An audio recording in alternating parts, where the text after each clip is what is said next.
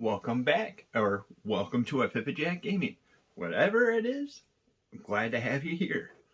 Today we're covering the pull that I have. Yes, I dropped the small and the big pull because the pull is just the pull. We've been pulling a little bit more and enjoying some books. So with this, I have a lot of books. A lot of these guys. So we have a nice little breakdown, and this video is going to be a little longer. But before we dive in, we're going to end up covering stuff like we cover, obviously, our poll. We also cover Amis, and then we also dive in other areas, such as Magic the Gathering, where we end up having deck techs, opening up packs. And we just recently ended up having our 50 subscriber live stream. So we're trying to get up, keep on going. And we would hope to be able to pick you up as a subscriber if you haven't already subscribed. With that said, let's dive into the books this week. We got Magic issue number 12. This is a more of a setup thing, seeing it's going over there. There's a couple planeswalkers that's talking pretty much like a bar scene, so it's like a D&D style of the thing with it. But I would say this is probably a more lack of luster that we have this week. Next is Moon Knight number 9. It's a more setup that we have going on. There's going to be a lot of setting up within these books this week. But he's also got a new base to be able to set up with. So it's actually progression, and the story is getting better with that as well. The next one is X-Men number 2, but this is a tie-in to Devil's Reign. That's the main reason we ended up picking this guy up. This is something because Emma ends up taking up a mission with Elektra, and it leads to some trouble. And then some Kingpin is trying to be able to play off that trouble. Find out what that trouble is if you end up wanting to pick this up. Next is another tie-in. It's Spider-Man number 1. That's a Devil's Reign. This ends up playing a role that comes with it. Ben Parker ends up coming back. Yeah, that's a big shocker for some people. From being beat up and everything. And then he has a surprise. And can send... Oh, and then he sends a surprise over to the Kingpin. It also ends up playing, if you guys don't know it, this is his son. So that's something a little adding, something a little bit more fun.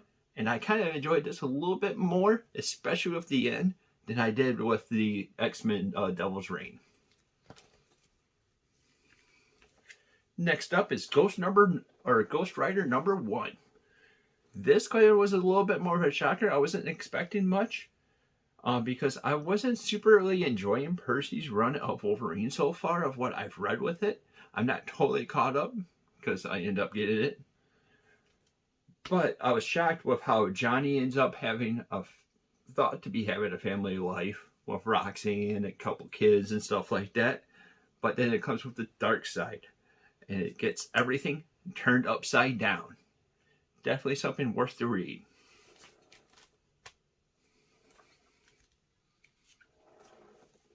Next is Nightwing number 89.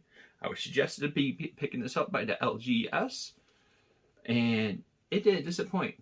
I really honestly enjoyed it. It has a history with when Superman was younger. Yeah, that's right. That's not the Kal-El. That's his son. And everything that goes on with it. And there's a little thing going afoot of killing some superheroes. I'm not going to say which ones or what's going on, but it's setting up with something. And it's definitely something I'm planning on seeing to the finish. So you'll be seeing that going on with the channel as well.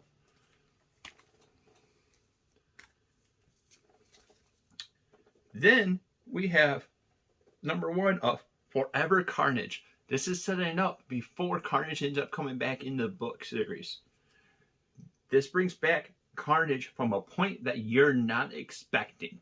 If you're a Symbiote fan or a Carnage fan, pick this up. I would strongly suggest it because then you'll end up seeing it and knowing what was going on before that new Carnage book ends up dropping. Strongly suggest this.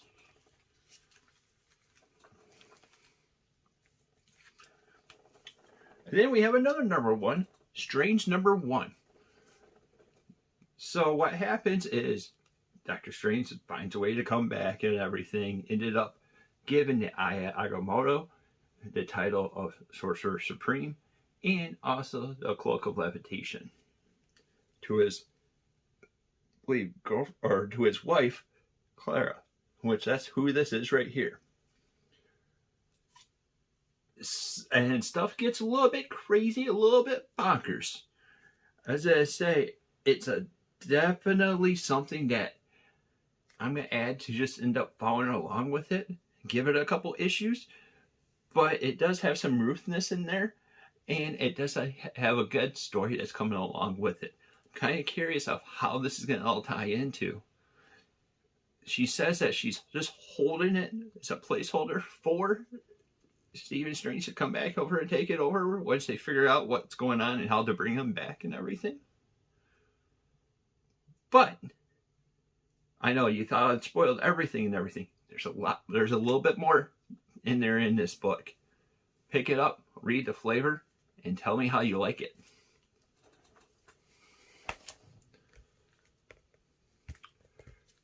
So, I have issue 5 of 12 of Dark Knights and Steel.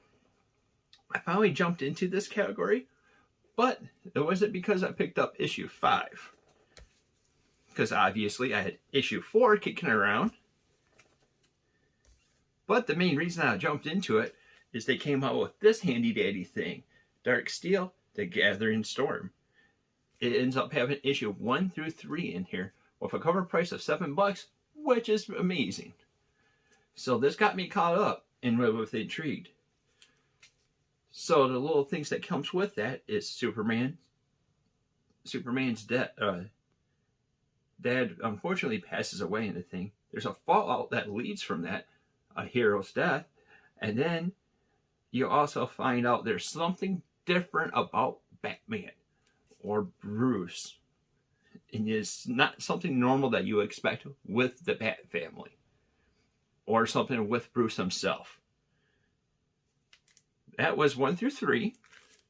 And then, since we flashed over to 4, it gives an origins of Batman. It breaks it down what his parents did, or how it got up over there. And then it drops a big, big bomb in here. As I say, this story keeps on building up, building up. I kept on dashing right through the story, trying to catch over to it. And I sadly had to stomp on the brakes with issue number 5. This is the newest issue and everything, so I would say pick up this series as well, because it's very solid and stunning, and Taylor does a very good job in setting everything up. It seems like I liked the Taylor for the DC because we also picked up Nightwing. But we had Batman getting a little shanked action, and then in the process of the one person that does the shaking, I'm going to say who, thinks that he's dead and everything, and then he gets found by the Kents. So it's kind of a weird Superman origin call out to it. I can't wait to see what's going to be happening next. Like I said, I had to slam on the brakes to stop and everything, and that's just because I ran out of reading stuff. Definitely a thing that beats going up with it. But that wasn't the best for me this week. The best is not going to come over by a surprise by anything else, because it's been the best a couple times that it's came out.